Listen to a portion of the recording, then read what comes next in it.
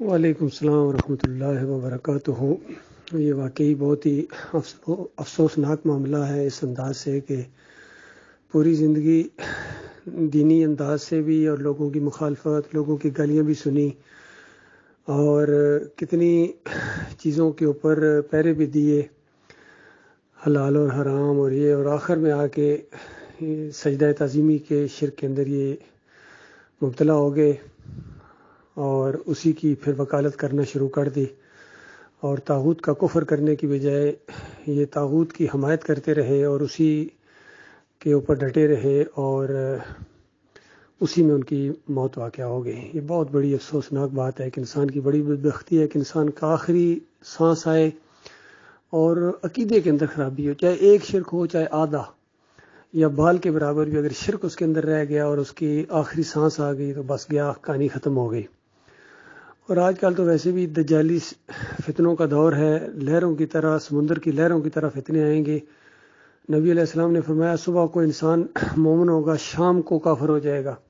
یا شام کو مومن سوئے گا، صبح کافر اٹھے گا اور اپنے دین کو بیچ ڈالے گا اس دنیا کی متاع کی خاطر۔ تو ہر طرف یہ فتنوں کا دور ہے اللہ کے بندوں، میرے بھائیوں۔ اور دیکھو آج کل جس طرح یوکرین کی صورتحال بنی ہے، کس طرح وہاں کی جو ویڈیوز دیکھتے ہیں، کس طرح وہاں عوام جو ہے وہ کرا رہی ہے اور ادھر بھاگ رہے، ادھر سب کچھ بھول گئے، سب ڈگریاں اور سب سرٹیفکیٹ، جتنے اسٹوڈنٹ تھے انڈیا کے، پاکستانی وہاں تعلیم حاصل کرنے گئے ہوئے تھے، سب تعلیم شیم ختم، اور وہاں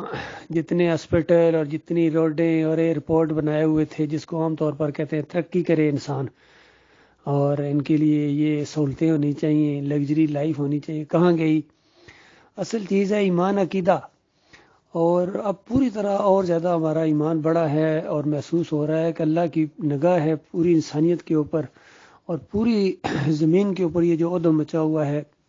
انسانیت کرا رہی ہے، خشکی اور تری میں فساد برپا ہو گیا ہے، جنگوں کا ماحول ہے، اندازہ لگائیے کتنے مہلک ہتھیار انہوں نے بنائے ہوئے اور ایک دوسرے کی طرف بالکل نشانہ تان کے بیٹھ گئے ہیں۔ کسی ٹائم ایک لمحے کے اندر ایک بٹن دب گیا تو اس کے بعد وہ تباہی آئے گی کہ اس کا تصور بھی نہیں آج کیا جا سکتا ہے۔ یہ سب کچھ کیوں ہے؟ بظاہر تو وجوہات ہوتی ہیں، یہ وجہ ہے، اس نے یہ کیا، اس نے یہ، لیکن اصل وجہ یہی ہے، قل سیروا فی الارض فانظروا کیف کان عاقبۃ الذین من قبل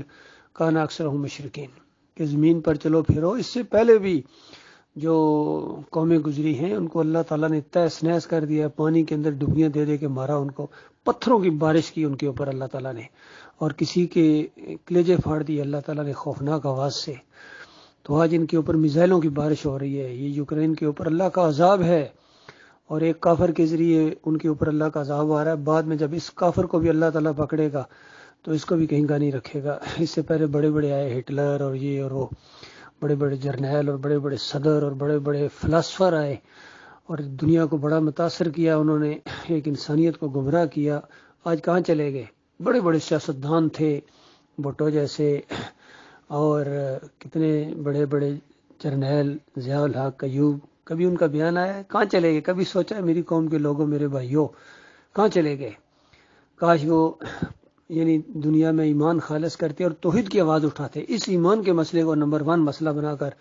پوری دنیا کے سامنے پیش کرتے، لیکن انہوں نے دنیا کی خاطر اس ایمان کے معاملے کو دبایا ہے، چھپایا ہے، جس طرح آج ہمارے یہ کر رہے ہیں، چاہے عمران خان ہو، چاہے فضل الرحمان ہو،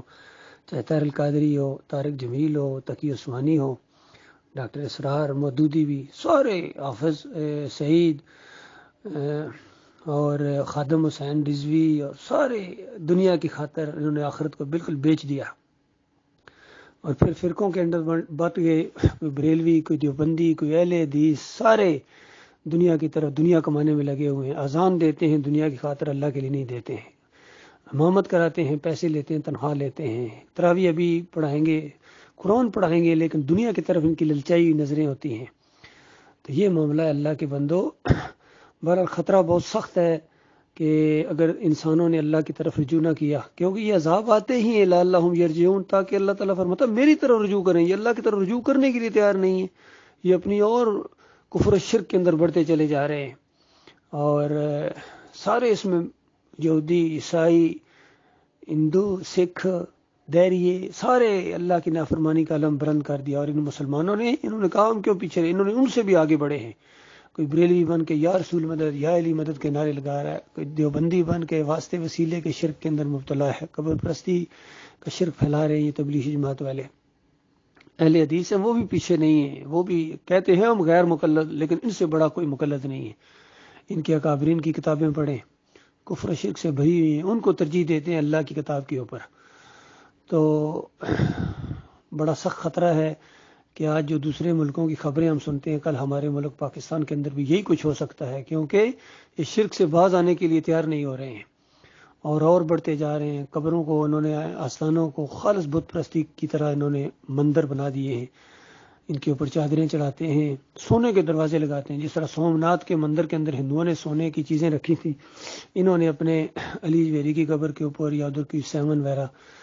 وہاں انہوں نے سونے کے دروازے لگائے ہوئے ہیں۔ کہتے ہیں پوری دنیا کے قرضے ہمارے کندھوں کے اوپر، سونے کے دروازے قبروں کے اوپر لگائے ہوئے ہیں۔ اس سے زیادہ بت پرستی کیا ہے؟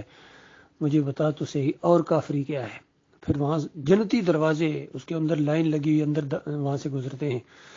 ماتھے ٹیکتے ہیں، اور بڑے پڑھے لکھے آکسفورڈ کے پڑھے ہوئے، اندازہ لگائیے اتنے چالاک اور اتنے سمجھدار ہونے والے، اور اللہ تعالیٰ نے یہ سب کچھ دیا ان کو، صدر اور وزیر اعظم اور جرنیل اللہ نے بنایا، اور انہوں نے اللہ کے دین کے ساتھ اس طرح بغاوت کی ہوئی ہے۔ تو بہرحال ضرورت اس بات کی ہے توحید کی بات اٹھائی جائے اللہ کے بندے، اور کوئی اللہ کے عذاب سے بچنا چاہتا ہے اور بالکل بیزاری کا اعلان کرے ان سارے فرقوں سے کہ ہمارا مالک اس بات کے اوپر گواہ، اور دنیا والوں تم بھی گواہ رہنا، ہم بالکل بیزار ہیں بریلویت سے، دیوبندیت سے، اہل حدیثیت سے، سلفیت سے، اور ان جماعتی اسلامی والوں کے مشرکانہ عقیدے سے، تنظیم اسلامی والوں سے، اور ان خادم رضوی کے ٹولے سے، شیعوں سے، قادیانیوں سے بالکل بیزار ہیں، نفرت کا اظہار کرتے ہیں، دل کے اندر سے جو بغض ہوتا ہے وہ ہے ان کے لیے، کیونکہ یہ اللہ کے دشمن بن گئے ہیں۔ انہوں نے اللہ کے دین کو ماننے کی بجائے اس کا انکار کر دیا ہے، اور اپنے مسلک اور اپنے مشاہیر اور اپنے اکابرین کے عقائد کو دفاع کرتے ہیں۔ اسی طرح یہ جو نیا ٹولہ اٹھا ہے حنیفی ٹولہ اور حنیفی ٹولہ، اور یہ دونوں اسی طرح ان کے اندر شرک کی آمیزش آ گئی۔ ہم ان سے بھی بالکل برات کا اعلان کرتے ہیں، بالکل ہمارا ان سے کوئی تعلق نہیں ہے، اور ہم خالص قرآن اور حدیث کے مطابق توحید کی دعوت دیتے ہیں، رد شرک کرتے ہیں، طاغوتوں کی نشاندہی کرتے ہیں انگلی رکھ کے اور نام لے کے، اور یہی سنت ہے نبی صلی اللہ علیہ وآلہ وسلم کے اور تمام انبیاء کی یہی سنت ہے۔ وَلَقَدْ بَعَثْنَا فِي كُلِّ أُمَّةٍ رَسُولًا أَنِ اعْبُدُوا اللَّهَ وَاجْتَنِبُوا الطَّاغُوتَ، ہر نبی نے ہر دور کے اندر یہی مسئلہ بنیادی، أَنِ اعْبُدُوا اللَّهَ وَاجْتَنِبُوا الطَّاغُوتَ،